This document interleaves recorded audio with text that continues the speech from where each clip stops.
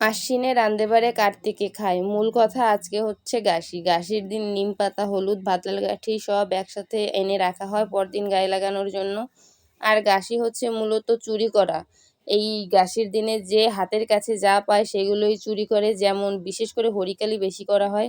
যেমন এইখানে জিনিস ওখানে রাখা, ওখানে জিনিস এখানে রাখা। আর রাত্রেবেলা হচ্ছে সব বাড়ি বাড়ি পিঠা করা হয়, এই পিঠাও অনেকে চুরি করে। আর পরদিন যে এই নিমপাতা, হলুদ একত্রে আনা হয়েছিল ওগুলো বেটে সারা গায়ে লাগানো হয়।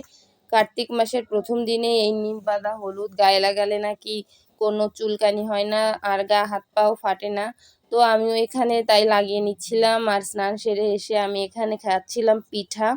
তো আমাদের যেহেতু পুলি পিঠা বানাইছিল তাই আমি পুলি পিঠাই খাচ্ছিলাম। আর সবাইকে জানাই অগ্রিম দীপাবলির অনেক অনেক শুভেচ্ছা, আর জানাই শুভ গাশি। আমার ভিডিওটি ভালো লাগলে আমার পেজটিকে ফলো করে দিও।